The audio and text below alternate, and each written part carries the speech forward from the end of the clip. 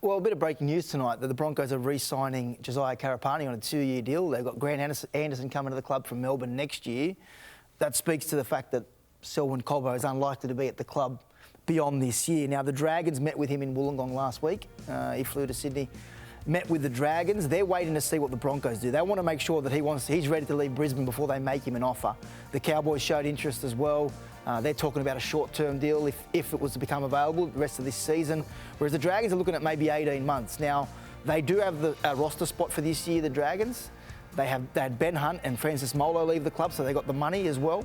In a perfect world, the Dragons would get Selwyn Cobbo for this year, not to play fullback, to play centre or wing. The Broncos, however, are unlikely to entertain that before June 30 at this stage.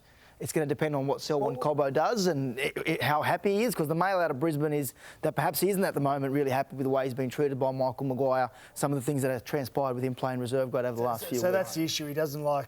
Well, Madge is a hard coach, as we know. He doesn't like that, or Madge doesn't like his training ability, or what's the whole issue? I think he's been dropped because Madge doesn't see his performance as being warranting his selection, right?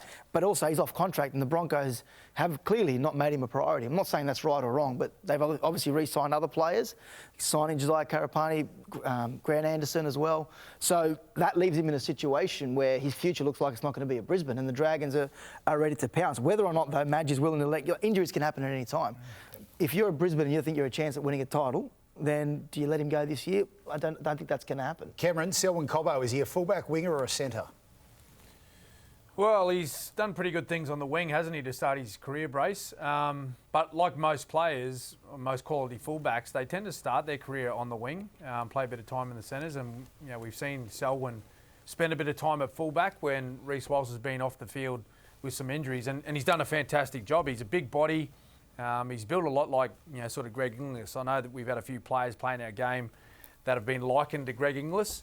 But, look, he is a wonderful player. I've actually worked with Selwyn a few years back when I was involved in the Maroons camp. But wonderfully talented player. It's unfortunate at the moment that he's not in favour or not in form at the Broncos, and he's playing reserve grade. So I think, to Michael's point, I don't think Madge will let him go this year. There's no way. There's no way, because you've seen on the weekend, when they hit some good form, they're as good as any team in the competition. So they're as good a chance as anyone in the comp right now to take out this year's premiership. And Selwyn Cobbo, you just don't know. If Reece Walsh goes down, he was hobbling on the weekend. Pretty handy player to have there to come in and play fullback. Yep, we'll have more on that. Broncos come back a little later in the show as well. Terrell Sloan, another one whose future's up in the air at the moment. Yeah, played reserve grade on the weekend. I think he scored a double, Terrell, for the Dragons. Now, his future at the club is uncertain. It's my understanding that in the next week or two, the Dragons are going to have a chat with him and his manager about him potentially exploring options elsewhere. He's contracted and through till the end of next year on a deal around, I think it's 500 plus. Terrell Sloan, who was signed and under Anthony Griffin as the club's long-term fullback.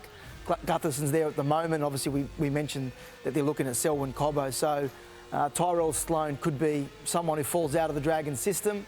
It's all about value for money, isn't it? So we talk about Cobbo. His manager was chasing 7 figures for Selwyn at the start of the season. Now, what do the Dragons think he's worth? Well, if the Dragons wanting to play centre or wing, do they get the same amount of value for $500,000 or $600,000 they would get out of Terrell Sloan? Well, the club feels as though potentially they get more out of Cobbo. So it's a juggling act, and unfortunately for Terrell Sloan, he hasn't been able to really cement his spot in first grade under Shane Flanagan. All right, we know there's talent there, though. Now, in amongst all the fuss surrounding the Perth Bears and a lot of talk over there during Origin, forgotten is the team that's coming in the following year, PNG, but things are about to ramp up. Yeah, big announcement expected tomorrow. Andrew Abdo, Peter V'landys are heading to PNG tomorrow. They're taking over the new chairman. They're going to announce the board tomorrow, and the new chairman will be unveiled. That is former Bulldogs chairman Ray Dibb. He will take control of the PNG team alongside Andrew Hill. He's the CEO at PNG. Now, Andrew Hill is actually the man that Ray Dibb appointed to be CEO at the Bulldogs before his time at the club came to an end. He's obviously had a successful run at the Bulldogs, got the club to a couple of grand finals, did a lot for the club.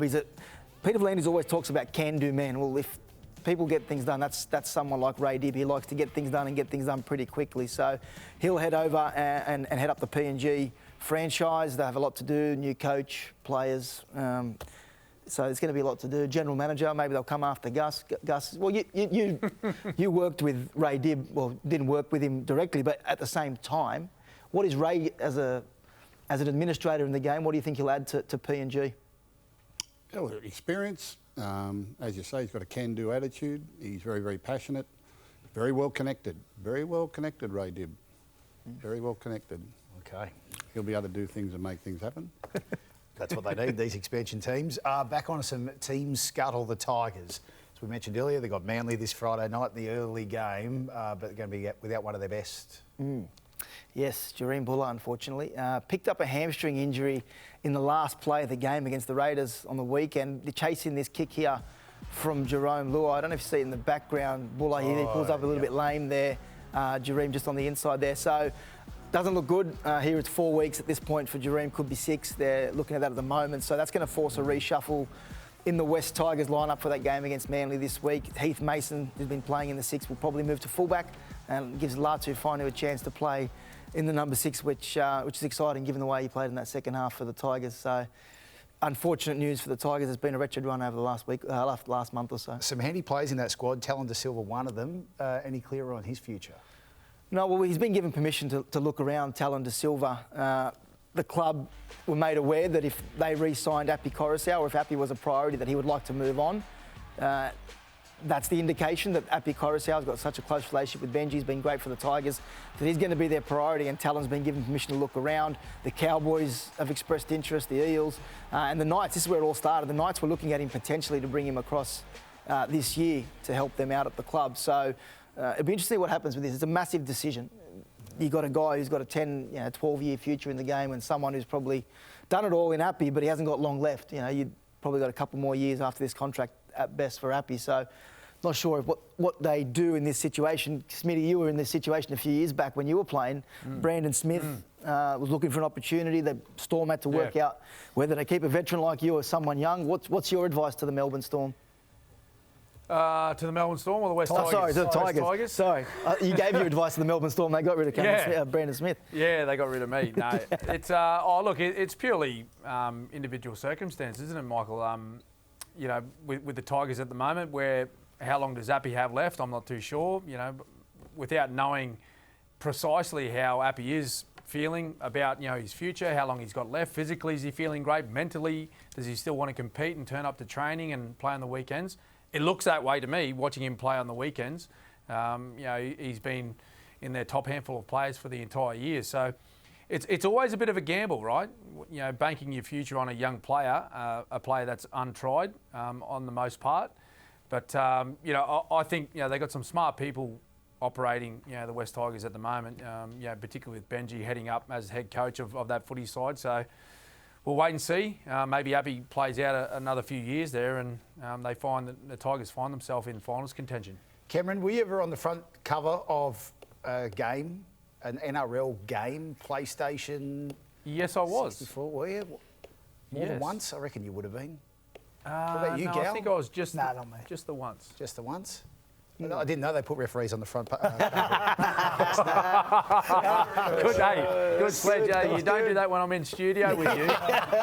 Cheap shot. That one was for Gus earlier. But Chevy, I asked that question because your last item of scuttle involves the new NRL game. Yeah, a bit of fun. The new NRL game, I think it's coming out in July. The NRL were given the opportunity to select who would be on the front page, and I can tell you, this man, I think it was a no-brainer. Nathan Cleary will be on the front cover of the NRL newest game. No surprise. Look, it is no surprise, but it's, I guess it reflects how dominant he has been in the competition over the last few years. He's the face of the game, and I think the NRL didn't take long in making that decision. Scored a fair try in Origin the other night, too. Any chance Chip you can paper, get? Gus. Chip paper.